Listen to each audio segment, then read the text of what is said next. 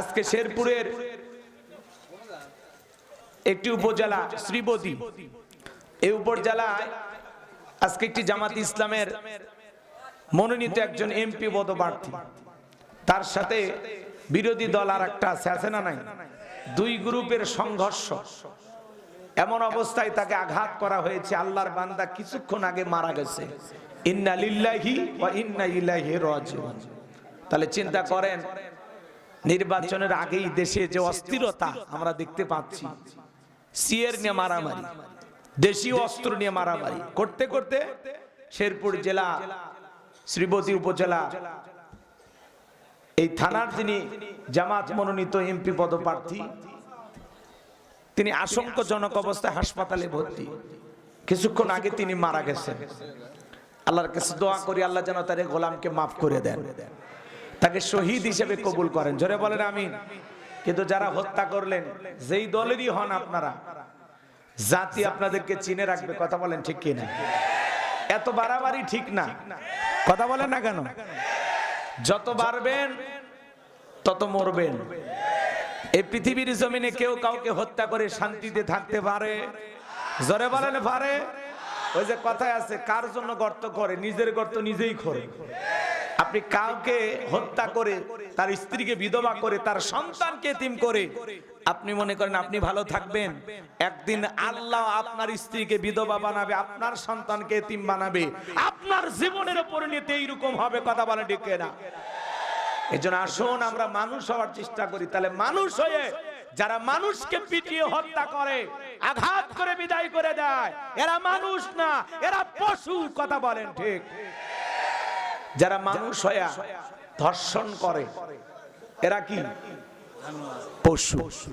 তার মানে মনে রাখবেন, মানুষের পেট থেকে জন্ম নিলে এটা মানুষের বাচ্চা হয় না, ওকে মানুষের মতো মানুষ হিসেবে গড়ে তোলা লাগে। এজন্য আল্লাহ বলেন উলাইকা কাল আনআম বালহুম আদল। কিছু কিছু মানুষ আছে যারা চতুষ্পা জন্তু জানোয়ারের চাইতেও নিকৃষ্ট। কথা বলেন ঠিক কিনা? যারা শরীফ ওসমান হাদি ভাইকে হত্যা করে বিদায় করে দিয়েছে, কি মনে করেন যারা হত্যা করছে ওরা জিতে গেছে? যারে মারছে আমার ভাই হাদি জিতে গেছে, কিন্তু যে মারছে তার কপাল পুড়ছে। কথা বলে ঠিক না? ওরা একদিন এইভাবে বিদায় নিবে। কাউকে হত্যা করে কাউকে পৃথিবী থেকে সরিয়ে দিয়ে আপনি শান্তিতে থাকতে পারবেন না। কেউ একজন আপনাকে সরিয়ে দেওয়ার জন্য আল্লাহ রেডি করে রাখবে। সেই দিন টের পাইবেন যেইভাবে মানুষকে জোর করে হত্যা করার মধ্যে কতটুকু কল্যাণ পেয়েছিলেন, কতটুকু ভালো লাগা কাজ করেছিল। আল্লাহ যেন ওই সমস্ত মানবরূপী পশুদেরকে হেদায়েত দান করেন। আর একটু জোরে কোন আমিন। তাহলে আপনি কি আদর্শ মানুষ হতে চান? সন্তানকে আদর্শ সন্তান হিসেবে গড়ে তুলতে চান? তাহলে আজকের আলোচনাটা আপনাদেরকে মন দিয়ে শোনা লাগবে। তাহলে সমাজের মানুষগুলো মানুষ হবে ইনশাআল্লাহ। সূরার নাম লোকমান। লোকমানে হাকিম কোন নবীও ছিলেন না, রাসূলও ছিলেন না, ছিলেন একজন জ্ঞানী ব্যক্তি। আল্লাহু আকবার কোন। সম্মানিত ভাইয়েরা আমার, লোকমানে হাকিমের চেহারা ছিল কালো, অন্তর ছিল ভালো, তার জবানের কথাগুলো আল্লাহ তাআলার দরবারে পছন্দ হলো। এই জন্য আল্লাহ রাব্বুল আলামিন তার কথাগুলোকে কোট করে কোরআনুল কারীমের ভিতরে তার নামে একটি সূরা নাজিল করলো। বলুন আল্লাহু আকবার। জমিনের একজন সাধারণ বান্দা, মানুষটা দেখতে খাটো ছিলেন, খুব বেশি লম্বা ছিলেন না, ঠোঁটগুলো ছিল মোটা। সেই মানুষটার জবানের কথাগুলো আল্লাহ তাআলার কাছে এতটাই পছন্দ হলো যে লোকমানে হাকিমকে আল্লাহ রাব্বুল আলামিন স্মরণীয় করে রেখে দিলেন। বলুন আল্লাহু আকবার। এই লোকমানে হাকিম ছিল একজন রাখাল কৃতদাস, মানুষের বাড়িতে ছাগল চরানোর কাজ করত। এর ফাঁকে মাঠে ময়দানে দাঁড়িয়ে আলোচনা শুরু করতেন, ওয়াজ করা শুরু করতেন। তারা বয়ান শোনার জন্য হাজার হাজার মানুষ চতুর্দিক দিয়ে জমা হইতো। বলুন আল্লাহু আকবার। সেই লোকমানে হাকিমের কথা আজকে আমরা আলোচনা করব। জবান ছেড়ে সবাই একটু মহব্বতে আমার সঙ্গে তেলাওয়াত করুন। আউযু বিল্লাহি মিনাশ শাইতানির রাজিম। বিসমিল্লাহির রাহমানির রাহিম। ভিতরে বিতাড়িত মুরতাদ শয়তানের কাছ থেকে আল্লাহ পাকের কাছে আশ্রয় প্রার্থনা চাচ্ছি।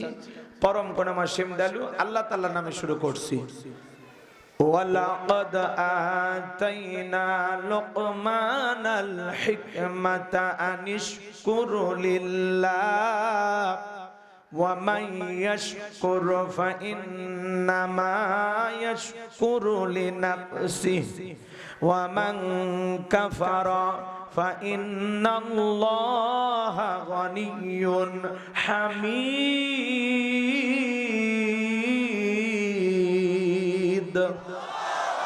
আমার আল্লাহ রাব্বুল আলামিন বলেন, আমি লোকমানে হাকিমকে হিকমত দিয়েছিলাম, জ্ঞান দিয়েছিলাম এবং বলেছিলাম লোকমান তুমি আমার শুকরিয়া আদায় করো।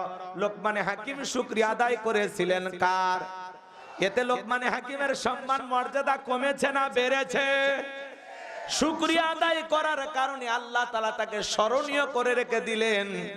এজন্য বাজান গো আমার আল্লাহ বলেন, যারা শুকরিয়া আদায় করে সে তার নিজের জন্য আদায় করে, আর যারা শুকরিয়া আদায় করে না তাদের জেনে রাখা উচিত আমি আল্লাহ অমুখাপেক্ষী, আমি আল্লাহ নিজেই প্রশংসিত। বলুন সুবহানাল্লাহ। আপনি ডাকলেও আমার আল্লাহ আল্লাহ, আপনি না ডাকলেও আমার আল্লাহ আল্লাহ। তামাম পৃথিবীর মানুষগুলো যদি একত্রিত হয় আল্লাহকে আল্লাহ বলে ডাক দেয়, আমার আল্লাহর সম্মান মর্যাদা বাড়ে না। আবার তামাম পৃথিবীর মানুষ যদি একত্রিত হয় আল্লাহকে আল্লাহ বলে না ডাক দেয়, আমার আল্লাহর সম্মান মর্যাদা কমে না। আপনি ডাকলেও আমার আল্লাহ আল্লাহ, না ডাকলেও আমার আল্লাহ আল্লাহ। 5 বছর পরে ভোট দিয়া নির্বাচন করে আল্লাহ হয় না, কথা বলেন ঠিক কিনা? তাহলে শুকরিয়া আদায় করলে কার লাভ? আবার কয় আল্লাহ বান্দার। শুকরিয়া আদায় করলে কার লাভ? বান্দার লাভ। আর না শুকরিয়া আদায় করলে কার লস? বান্দার লস। লাভ ক্ষতি যা বান্দা। শুকরিয়া আদায় করলে বান্দার লাভ, শুকরিয়া আদায় না করলে বান্দার লস। শুকরিয়া আদায় করলে আল্লাহর প্রিয় হবে, শুকরিয়া আদায় করবেন অকৃতজ্ঞ হবেন, কথা কয় না? ইন্নাল ইনসানা লিরাব্বিহি লাকানুদ। আল্লাহ বলেন মানুষ বড় অকৃতজ্ঞ। ডাইরেক্ট বাংলা ভাষায় যাকে বলা হয় নিমক হারাম, কথা কয় না? আপনার এক বন্ধুর সাথে খুবই বন্ধুত্ব, গভীর বন্ধুত্ব। আপনি গেঞ্জি কিনলে 2টা, কোট কিনলে 2টা, পাঞ্জাবি কিনলে 2টা, ঘড়ি কিনলে 2টা, মোবাইল কিনলে 2টা, সেই বন্ধুত্ব। হঠাৎ করে শুনছেন সেই বন্ধুর বিয়ে ঠিক আছে, সেই বন্ধু বিয়ে করতেছে, আপনার দাওয়াত দেয়নি, আপনি কি মনে হয়? আপনার মাথা ঠিক থাকবি? আরেকজন এসে বলতেছে, কে রে, তোর বন্ধু আবুল কালাম বিয়ে করতেছে, তোকে দাওয়াত দেয়নি। এই বেঈমানের কথা বলবি না, নিজের ভাইয়ের মতো ভালোবাসছি রে, আজকে ওই বেঈমানের বিয়ে আমাকে দাওয়াত দেয়নি, কথা কয় না? কথা কয় না? সামান্য গেঞ্জি, মোবাইল, হ্যাঁ, কিছুদিনের বন্ধুত্ব, তার মধ্যে যদি একটু 19-20 হয়, আমরা কি বলি? ওটা বেঈমান, নিমক হারাম, অকৃতজ্ঞ। ওই মানুষের জাতি না, কি কয়? সামান্য বন্ধুত্বের মধ্যে 19-20 হয়ে গেলে খালি দাওয়াত দেয়নি, বিয়ে খালি দাওয়াত দেয়নি, তাই তুফান তুলে ফেলে দিয়েছে। যে আল্লাহ 50-60 বছর খাওয়ায়, এত নিয়ামত দিলেন, সে আল্লাহর কৃতজ্ঞতা শুকরিয়া আদায় করি না। সে আল্লাহ যদি আমাদেরকে অকৃতজ্ঞ বলে, এতে কি খুব বেশি সমস্যা হয়েছে? বলেন তো, আমরা আসলে কি অকৃতজ্ঞ না? এখানে আমরা যারা বসে আছি বুকে হাত দিয়ে বলতে পারবো যে আজকে 5 ওয়াক্ত নামাজ পড়ছি? বলতে পারবো না। আচ্ছা, আমি হাত তুলতে বলি না, অনেকে তো পড়েননি, লজ্জা দিয়ে লাভ আছে? আরে ভাই, ওয়াজ তো হবে সামনে, একটু উদাহরণ দিচ্ছি 2-1টা কথা বোঝানোর জন্য। কথার পেঁয়াজ তো শুরুই করি, একটু হলে অপেক্ষা করে, কথা বোঝেন না? আজকে যুবকদেরকে বেশি ছাড়বো। যুবক আর যুবতী দেখেন এদের কি করি, খালি আপনারা সাথে থাকেন, মুরব্বীরা সাপোর্ট দেবেন, পারবেন না ইনশাআল্লাহ? জি, তাকবীর দেন, লিল্লাহি তাকবীর। তাহলে মানুষ যদি মানুষের সাথে বন্ধুত্ব করার কারণে একটু 19-20 হয়ে গেলে আমরা অকৃতজ্ঞ বলি, তাহলে যে আল্লাহ এত খাওয়ায়, এত নিয়ামত দেয়, সে আল্লাহ যদি আমাদেরকে অকৃতজ্ঞ বলে, তাহলে বলেন তো এটা বলা ঠিক আছে না? তাহলে আমরা কি অকৃতজ্ঞ হব না কৃতজ্ঞ হব? শুকরিয়া আদায় করব কার? সুখে থাকি আর দুঃখে থাকি সব সময় প্রশংসা হবে কার? এতে আমার দিক তাকান, কেন আল্লাহর শুকরিয়া আদায় করবেন না? এটা হলো প্রশ্ন। জন্মের সময় আপনি আমি যখন পৃথিবীতে আসছিলাম মায়ের পেট থেকে, বলেন তো বাজান আমাদের শরীরে কোনো পোশাক ছিল? আজকে আপনার দেহে হাজার হাজার পোশাক, হাজার হাজার টাকার পোশাক কে দিয়েছে? আপনি যখন মায়ের পেট থেকে দুনিয়াতে আসছিলেন, বলেন তো বাজান জমির দলিল নিয়ে আসছিলেন? ব্যাংকের টাকার বান্ডিল নিয়ে আসছিলেন? আজকে আপনি হাজার হাজার টাকার মালিক, লক্ষ লক্ষ টাকার মালিক কে দিয়েছে? আপনি কয়েক বিঘে জমির মালিক কে দিয়েছে? ঘর ছিল না, বাড়ি ছিল না, আজকে আপনি একটা টিনের বেড়াওয়ালা বাড়িতে ঘুমান, আলহামদুলিল্লাহ। ছোটখাটো ইটের বাড়ি, আলহামদুলিল্লাহ। কত মানুষ রেল স্টেশনে পড়ে থাকে, তার চাইতে আপনি ভালো নাই?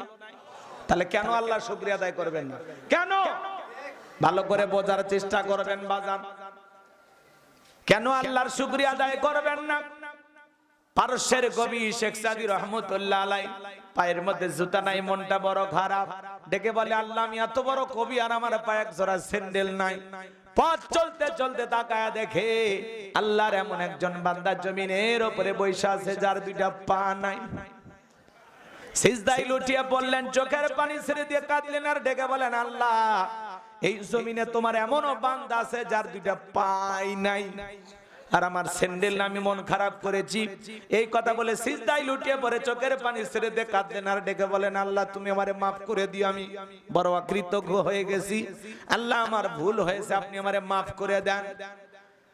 চিন্তা করেন বাজান, এই পৃথিবীর জমিনে কত রকমের মানুষ আপনি দেখতে পান, দুইটা পা অচল, দুইটা পা অচল, আপনি তারে ল্যাংড়া বলেন, দুইটা হাত অচল, লুলা বলেন, কথা বলেন, পুরোটা শরীরের সব ঠিক আছে, কথা বলতে পারেন, আপনি বোবা বলেন। আপনি যে কথা বলতেছেন, আপনার কথা বলার শক্তি দিয়েছেন কে? আর রহমান আল্লামাল কুরআন খলাকাল ইনসান আল্লামাহুল বায়ান। আর একটু জোরে বলেন আল্লাহু আকবার। আপনার আমার সৃষ্টিকর্তা কে? আর এই যে জবান দিয়ে কথা বলতেছেন, এই শক্তি দিয়েছেন কে? আমার কলিজার ভাইয়েরা গভীর মনোযোগ দিয়ে শুনবেন বাজান, এই সমাজে আল্লাহ নারীও বানাইছে, পুরুষও বানাইছে। আবার এক শ্রেণীর মানুষকে আল্লাহ নারীও বানায় নাই, পুরুষও বানায় না, আমরা যাদেরকে বলি তৃতীয় লিঙ্গের মানুষ। ডাইরেক্ট বাংলায় আপনারা সবাই অনেকে বলেন হুজুর হিজড়ে। আল্লাহ চাইলে আপনাকে আমাকে হিজড়ে বানাইতে পারতো না? এ কথা কয় না গো, রাগ করতেছেন নাকি আপনারা? আল্লাহ হিজড়া না বানাইয়া, নারী না বানায় পুরুষ বানাইছে, এতে খুশি হননি? মাঝে মাঝে অনেক মহিলা রাগ করে কয় আমি যদি পুরুষ হইতাম তোরে দেখাইতাম। আবার আমরা অনেকে রাগ করে বলি যে পুরুষ না হয় নারী হলে তোরে দেখাইতাম সংসার কেমনে করা লাগে। কি বলেন, এরকম প্রতিযোগিতা আছে না? নারীর ইচ্ছা হয় পুরুষ হওয়া আর পুরুষের ইচ্ছা হয় নারী হওয়া, যে খালি 3 বেলা রান্না করতাম আর সারাদিন বসে খালি সিরিয়াল দেখতাম। কি সুখ, হ্যাঁ পোলাপান দেখতে কি খুশি হচ্ছে, ওরা করছে হুজুর ঠিকই বলছে। তোমরা কি মহিলা হওয়ার লক্ষণ নাকি? এত খুশি হইছো কে? পুরুষ মানে বোঝো, হ্যাঁ পুরুষ রাজত্ব করার, বোঝে না, বোঝে না। কষ্ট হচ্ছে নাকি আপনাদের? গভীর মনোযোগ দিয়ে কথাগুলো শুনবেন। আল্লাহর বান্দারা গভীর মনোযোগ দিয়ে কথাগুলো শুনবেন। কেন আল্লাহর শুকরিয়া আদায় করবেন না? কেন আল্লাহর প্রশংসা আদায় করবেন না? যে আল্লাহ এত নিয়ামত, এত কিছু আপনাকে আমাকে দিয়েছেন। কত মানুষ কাগজের তৈরি করা ঘর বাড়ি বানায়, সেখানে যায় ঘুমায়, তার চাইতে কি আল্লাহ আপনাকে ভালো রাখে নাই? কেন আল্লাহর শুকরিয়া আদায় করবেন না বাজার? আমি কুড়িগ্রাম জেলায় একবার ওয়াজ করতে গেছিলাম। আমার আগে একজন অন্ধ হাফেজ সাহেব ওয়াজ করতেছিল। একসাথে যখন খাওয়া দাওয়া করতেছিলাম, হঠাৎ করে বিদ্যুৎ চলে গেল। আমি বললাম ভাই তাড়াতাড়ি আলোর ব্যবস্থা করেন। অন্ধ হাফেজ সাহেব হাতটা ধরে বলে হুজুর 52 বছর হয়ে গেল আমার চোখে কোনো আলো নাই। ও হুজুর আমার মা দেখতে কেমন আমি জানি না, আমার বাবা দেখতে কেমন আমি জানি না, আমার মা বাবা আমার বিবাহের ব্যবস্থা করেছিলেন, আমার স্ত্রী দেখতে কেমন আমি জানি না, আল্লাহ অনেকগুলো ছেলে দিয়েছে, মেয়ে দিয়েছে, ছেলের চেহারা গুলো কেমন জানি না, মেয়েদের চেহারা কেমন আমি জানি না। ও হুজুর এই পৃথিবীর জমিনে আল্লাহ আমারে চোখের আলো দেয় না, আমি মন খারাপ করি নাই। যেদিন আল্লাহ তাআলা আমার চোখের আলো ফেরায় দেবে, ওই দিন যেন চোখের আলো পাইয়া সর্বপ্রথম আমি আমার মালিক আল্লাহকে দেখতে পাই। বলুন আল্লাহু আকবার। একটা অন্ধ ব্যক্তির সান্ত্বনাটা কোথায়? আল্লাহ আপনার পা থেকে মাথা পর্যন্ত দেহের ভিতরে কোটি কোটি টাকার নিয়ামত দিয়েছেন।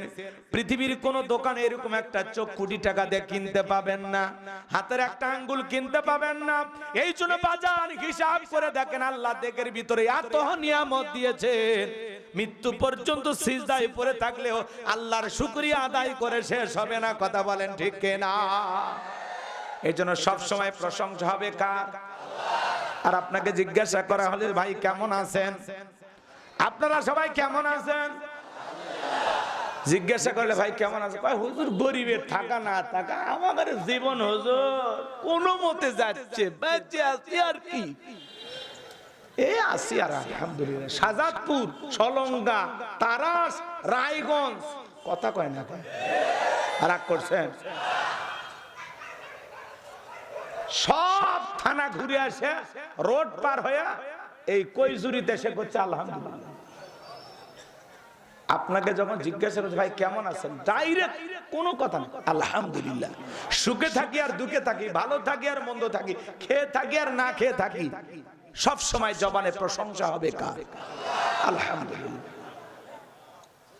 আল্লাহ ভালো রাখছে তবু মুখ দিয়ে আলহামদুলিল্লাহ বের হয় না। আপনি কোথাকুতি শুরু করছেন। এই যে সুস্থতা, এটা আল্লাহর কত বড় নিয়ামত।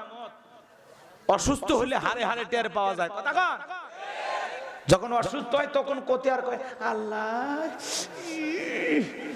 এই রোগ আমারে দিল কে আল্লাহ, এইবারের মতো মাসা উদ্ধার কর আল্লাহ। এরপরে যখন সুস্থতা দান করে এমন ভাব নিয়ে চলাফেরা করে মনে হয় জীবনে কোনো রোগ তার স্পর্শই করেনি। কথা বলে ঠিক না? তাহলে সব সময় প্রশংসা হবে কার? হাসপাতালের বেডে এই মুহূর্তে অনেক মানুষ নাই, এই মুহূর্তে অনেক মানুষ দুনিয়া থেকে বিদায় নিল না। আপনাদের এলাকায় অসংখ্য মানুষ বাড়িতে বিছানায় কাতরাইতেছে না। আল্লাহ বিছানায় না রেখে, হাসপাতালে না রেখে, দুনিয়া থেকে উঠে না নিয়ে এখন পর্যন্ত হায়াত দিয়ে সুস্থতার নিয়ামত দিয়ে যে মালিক আপনাকে আমাকে এখন পর্যন্ত ভালো রেখেছেন, তাহলে প্রশংসা হবে কার?